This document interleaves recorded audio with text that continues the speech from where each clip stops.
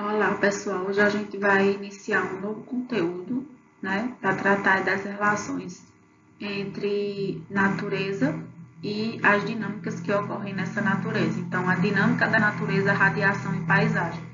Como a relação de recebimento de energia, ela colabora, né, para as interações entre a atmosfera e a superfície, certo? Então, vamos lá. Então, a primeira coisa que a gente vai destacar é essa questão do equilíbrio térmico, né? A gente sabe que para que o planeta ele possa ser aquecido, há uma distribuição que nós consideramos ela e a chamamos de desigual, né? E é justamente essa distribuição da radiação no nosso planeta de forma desigual que colabora para que nós tenhamos zonas mais frias e zonas mais quentes e zonas intermediárias, né? Então, ao invés de ser algo ruim, o fato do nosso recebimento de energia ser desigual, ele é fortuito e oportuno para que no nosso planeta a gente não tenha um só tipo de temperatura, mas vários tipos de temperatura, vários tipos de vegetação e vários tipos de zonas, né? Zonas quentes, zonas áridas e zonas intermediárias. Então, o equilíbrio térmico do nosso planeta, ele é distribuído, né?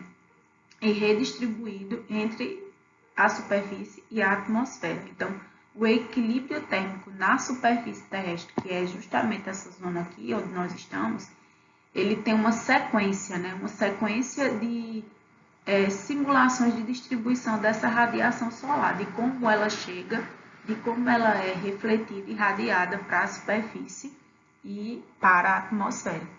Então, a gente já sabe que 6% dessa radiação solar, ela é incidente, né, sobre a Terra. Então, 6% da radiação solar é considerada incidente sobre o planeta Terra e ela é espalhada pela atmosfera terrestre, ou seja, essa radiação vem, né, e ela é aproveitada aqui nesse espaço da atmosfera e o que não é aproveitado acaba indo para o espaço ou para as camadas superiores da atmosfera, que foi aquele feedback que eu dei para vocês no nosso último Google Meet, onde a gente tratou um pouquinho sobre as camadas da atmosfera, né? Vamos lá.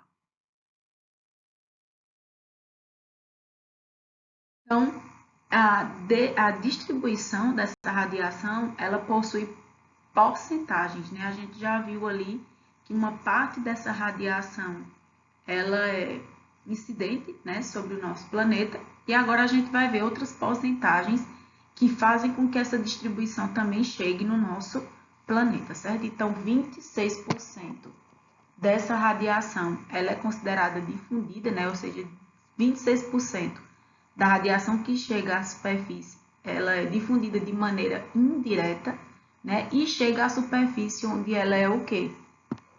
Absorvida. Então, a gente vê que por essa imagem aqui, ó, uma parte dessa radiação chega até a superfície, né? Ela passa inclusive por um obstáculo que são as nuvens, né? E outros que estão ali nas camadas superiores, né, da atmosfera. E ela é difundida de forma indireta porque uma parte chega aqui até a superfície, onde ela será o quê?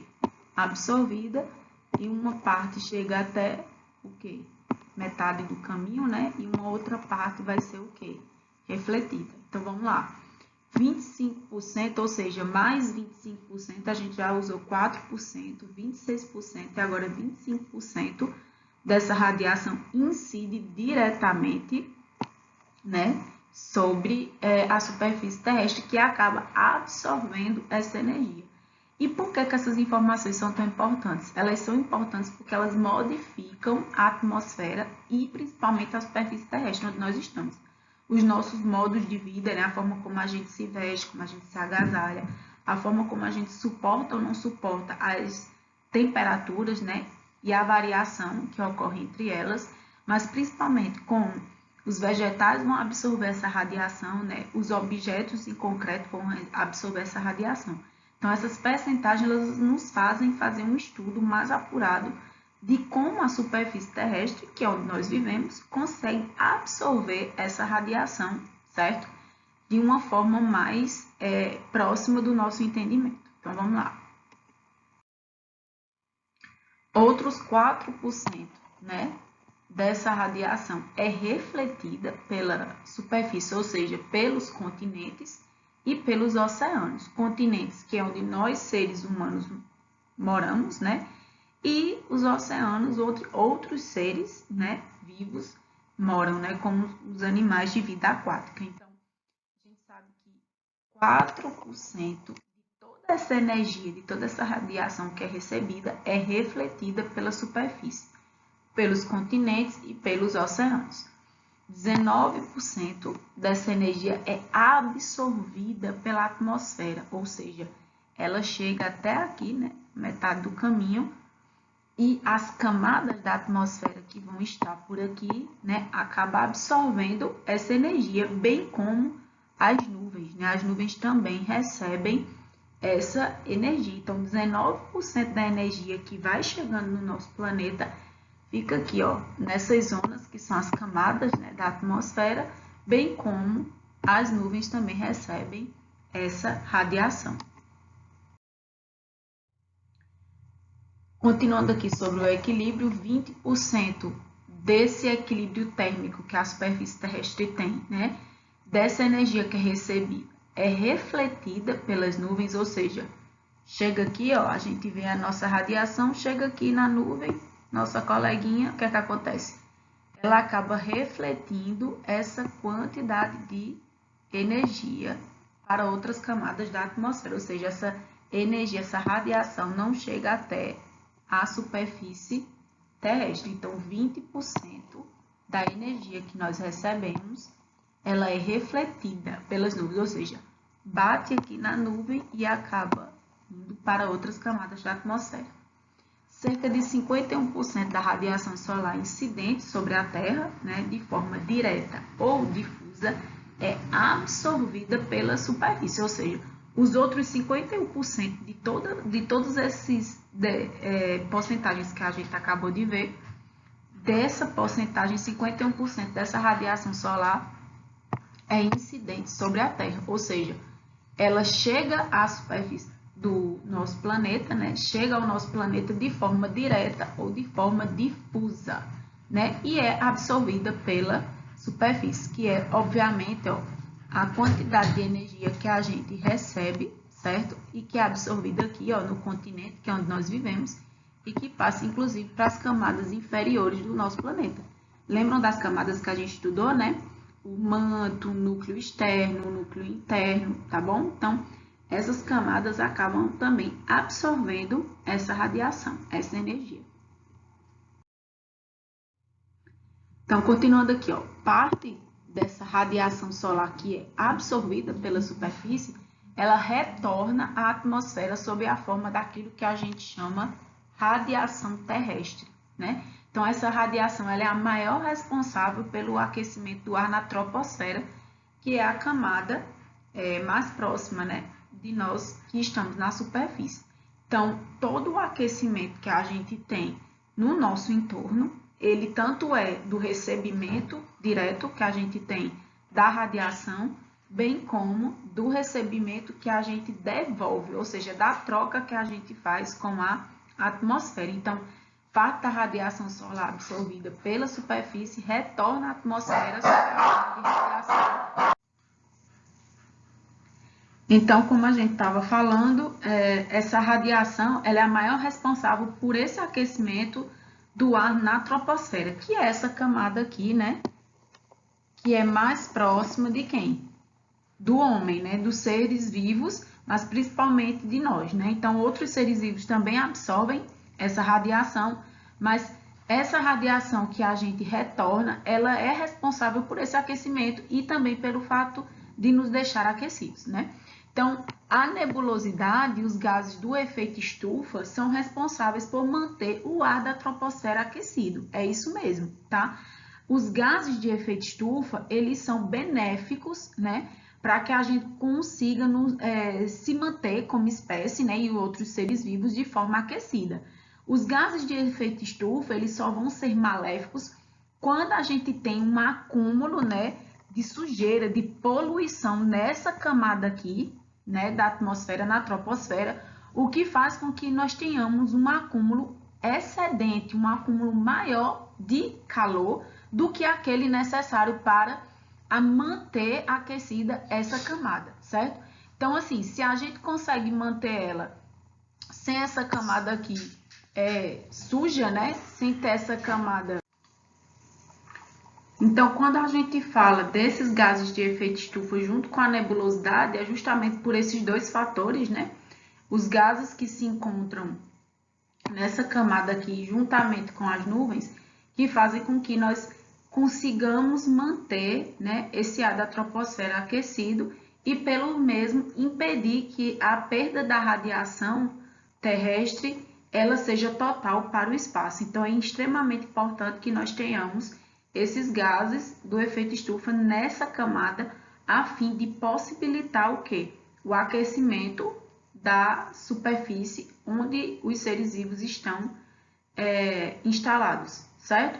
Então, para a gente não confundir que gases do efeito estufa ele é uma coisa positiva, ele só se torna maléfico quando ele tem o acréscimo, né, aí de agentes poluentes nessa mesma camada, ou seja, o acúmulo desses poluentes que faz e que mantém essa camada aquecida para além do normal. Então, a diversidade de paisagens que a gente vai ter em detrimento dessa distribuição de energia, ela também vai ser diferente, como a gente falou no início do nosso vídeo, nas diferentes partes, né? E nos diferentes continentes do nosso planeta. Então, essa diversidade de paisagem, ela também vai existir. Então, a gente vai ter zonas mais frias, outras zonas mais quentes, outras zonas temperadas, ou seja, zonas de clima com temperaturas medianas, né? Então, a gente tem um exemplo aqui da Europa e da África, né? Com os tipos de solo e com os tipos de vegetação. Não quer mais nem gravar. Então, essa diversidade que a gente vai ter de paisagens, ela está correlacionada com os tipos de solo que a gente vai ter no planeta, bem como de vegetação, né?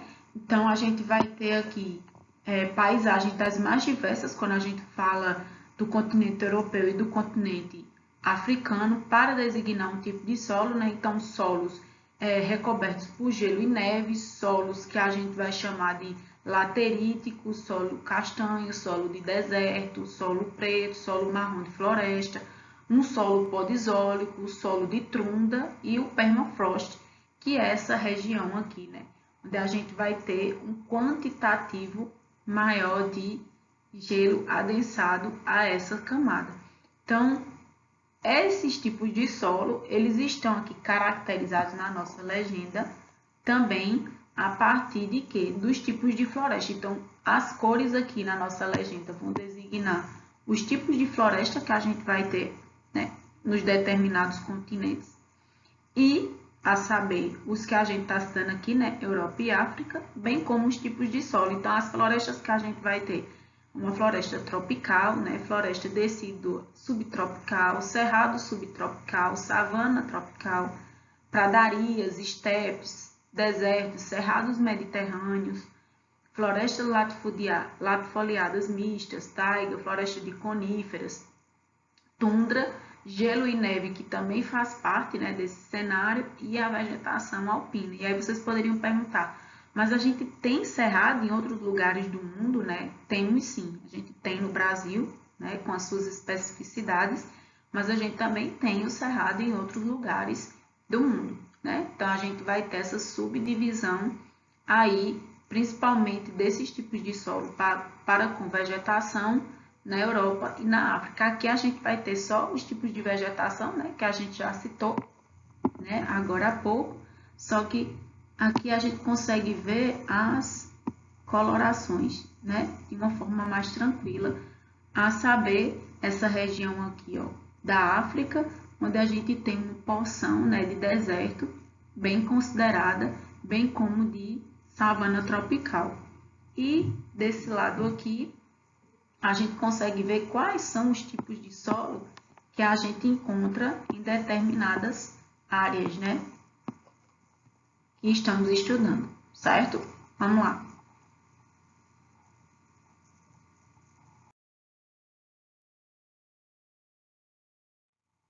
Então, quais os tipos de clima, né, que a gente vai ter quando a gente está falando aí ainda da Europa e da África? Então, a gente vai ter climas que são, por exemplo, dos extremos, né? Climas que possuem uma temperatura maior e climas que possuem uma temperatura menor em relação à sua amplitude. Então, a gente vai ter polar, né? A gente vai ter uma característica polar, a gente vai ter subpolar, úmido, frio, temperado, costeiro oceânico, mediterrâneo, desértico, semiárido, equatorial e tropical, que é também muito parecido com o clima que a gente vai encontrar na região brasileira, né? Pegando aqui a América do Sul, como um todo, a gente vai encontrar esse tipo de clima bem familiarizado.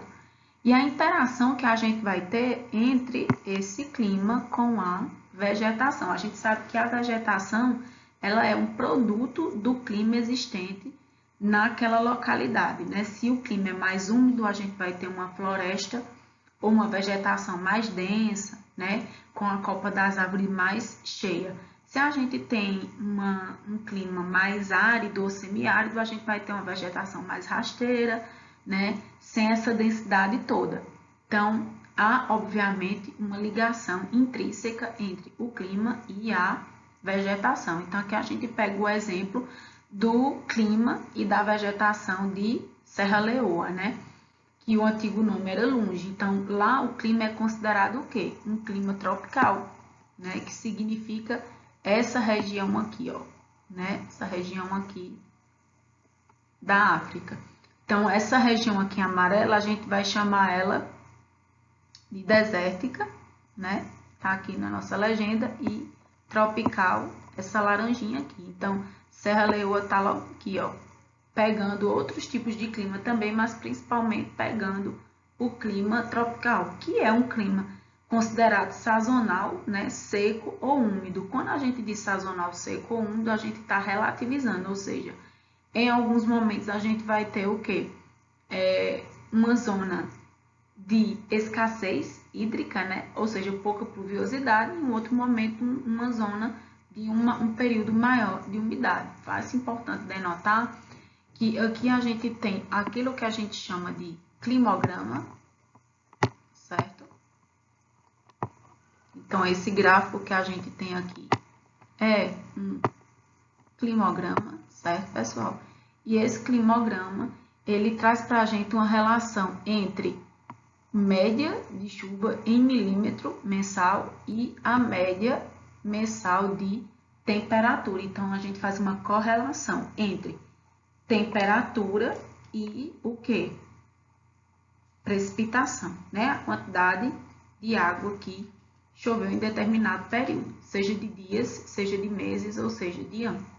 Então, a gente consegue perceber que a temperatura, ela oscila, né? Esse traço vermelho aqui é da temperatura, ela oscila entre 20 e 30 graus Celsius e a quantidade média mensal de chuvas varia entre o quê?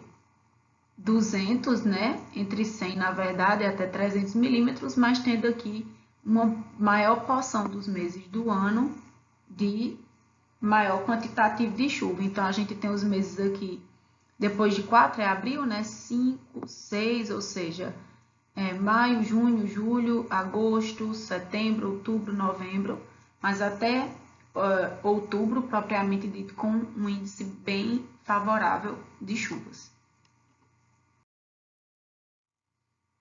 Ainda falando desses dois continentes, né? A gente está vendo aqui Mali, né? Que possui um clima considerado desértico, né? Então, Mali vai estar nessa zona aqui, ó, amarelinha, justamente nessa área aqui que eu tô colocando para vocês, que pega aqui, ó.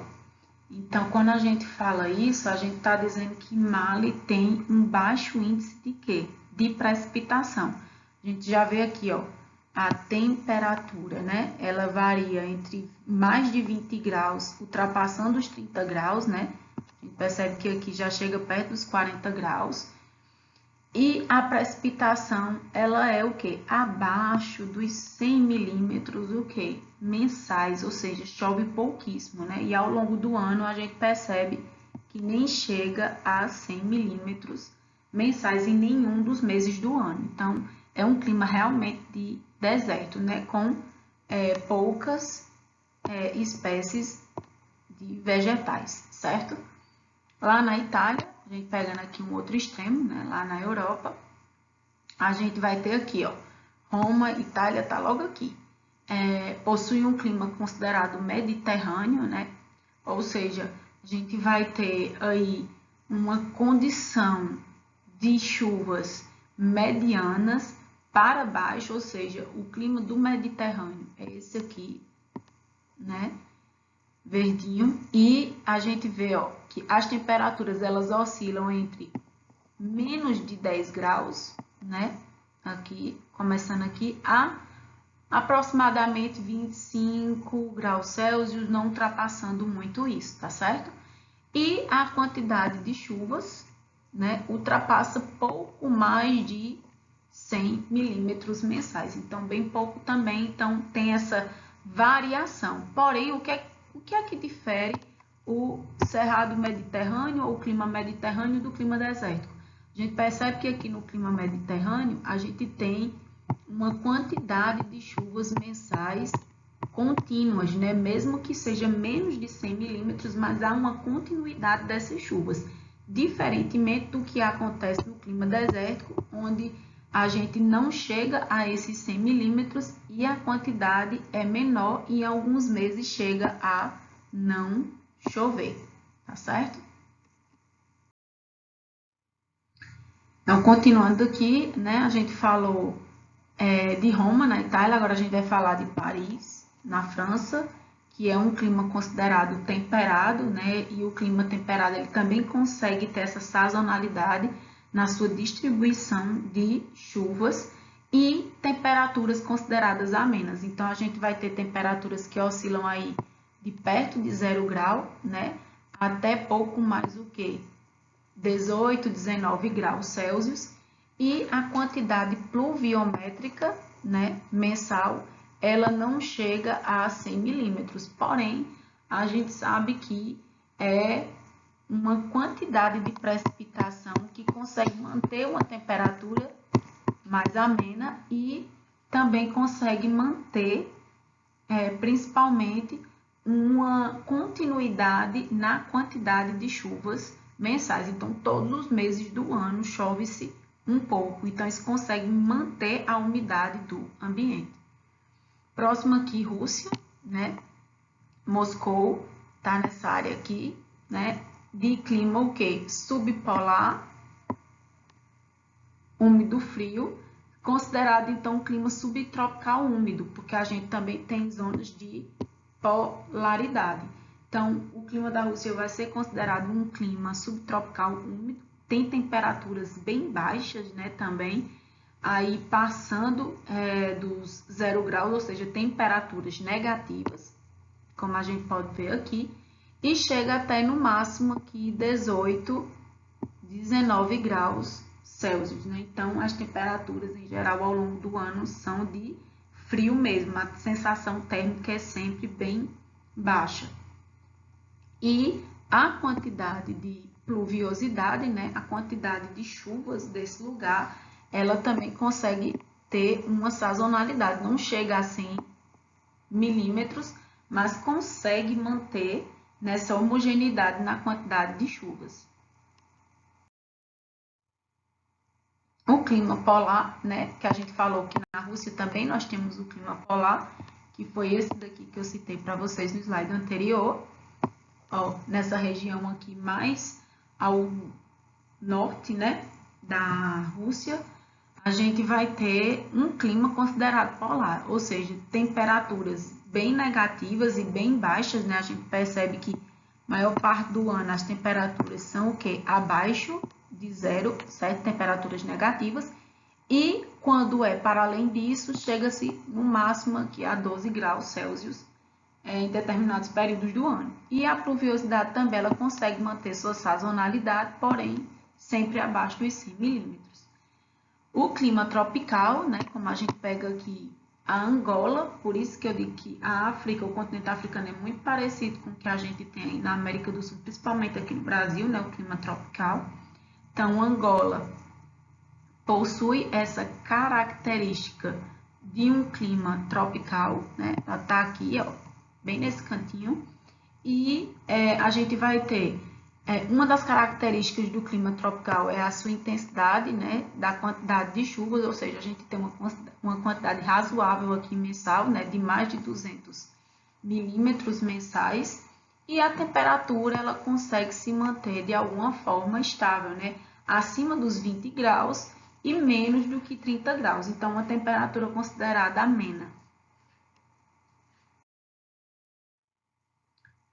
Na Nigéria, né? Na Nigéria, a gente vai ter uma relação de clima mais seco, né? O clima tropical, ele também propicia isso. Haja visto que no Brasil a gente também tem um clima semiárido e somos um país tropical.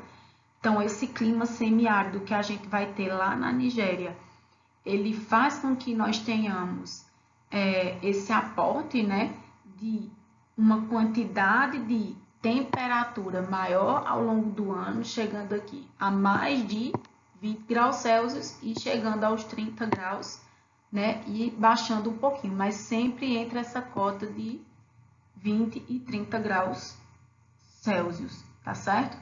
E a quantidade de pluviosidade ultrapassando só em um mês do ano, né, os 200 milímetros mensais e na maior parte do ano 100 milímetros, em alguns meses 0 milímetro de chuva, né? Então, tem uma vegetação de estepe, ou seja, rasteira, né, com poucas árvores e árvores de pequeno porte, muito parecido também com o cerrado e o semiárido brasileiro, onde as árvores são também contorcidas, né? Tem os seus troncos contorcidos.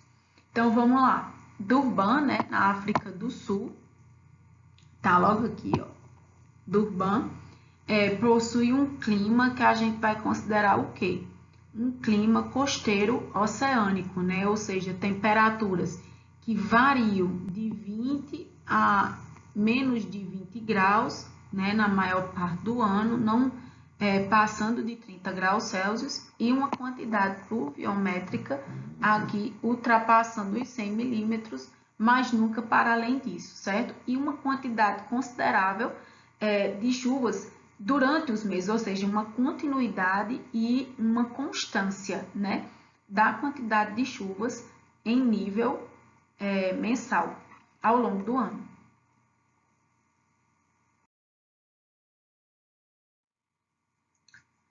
Clima semiárido, que a gente vai ter aqui no Zimbábue, a gente vai ter esse clima semiárido, também com as características que já foram denotadas, mas agora com características de um cerrado subtropical e com algumas mudanças em relação à disponibilidade, né? A gente vai ter uma disponibilidade de energia que é a radiação, que é a temperatura entre 20 e menos de 20 graus Celsius, certo?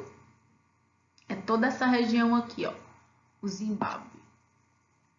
E uma quantidade pluviométrica variando aí até um pouco além de 200 milímetros, né? Mas em sua maioria tendo o que? 100 milímetros como padrão pluviométrico mensal, tá bom?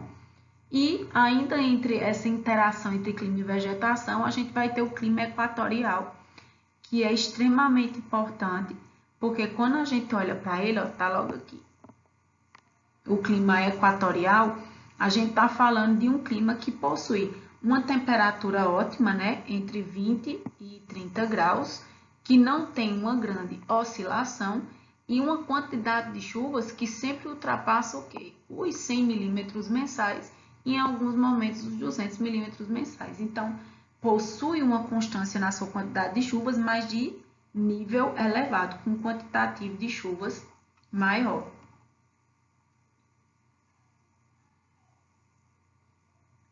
Então, o que é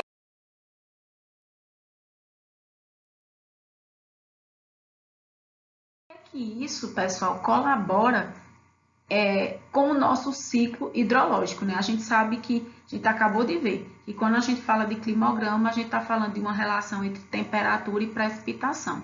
Então, a seguinte sequência que a gente vai colocar aqui agora para vocês é para que vocês entendam através de imagens como se mostra uma simulação do ciclo da água, né? Então, primeiro, o vapor de água, ele o quê? Evapora e retorna à atmosfera terrestre, ok? Depois, esse vapor de água que subiu e que está aqui na atmosfera, vai acontecer com ele. Ele se condensa, que é onde a gente tem a formação de nuvens. É exatamente isso que vocês estão pensando. É a condensação do vapor de água que forma as nuvens que a gente vê lá na alta atmosfera, certo? No céu, como a gente fala de forma mais comum e vulgar.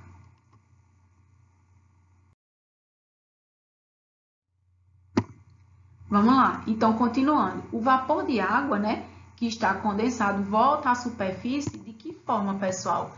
Através das precipitações, sejam elas em forma de chuva ou em forma de neve. Quando a gente diz que a precipitação é em forma de chuva, a gotícula está o quê? Líquida. E em forma de neve, essa gotícula está o quê? Sólida, né? Então, a gente consegue ter o retorno dessas duas formas, tá bom?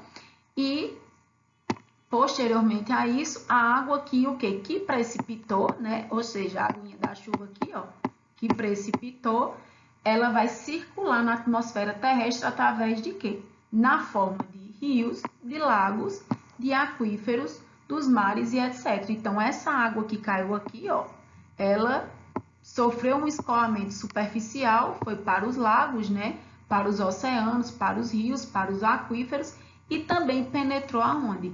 Penetrou aqui no continente, né? Na superfície e na subsuperfície, alimentando também as raízes das plantas e de alguma forma também voltando para os rios, lagos, aquíferos e oceanos. Então, pessoal, para a gente finalizar aqui, tá certo? A gente vai fazer um resumo, tá bom? Do que a gente viu aqui na nossa aula. Vamos lá. Primeiro a gente começou falando sobre radiação, né? A radiação, ela apresenta uma distribuição que nós consideramos ela desigual na superfície da Terra, certo? E que repercute na diversidade de paisagens que nós vamos ter na superfície do nosso planeta, tá ok?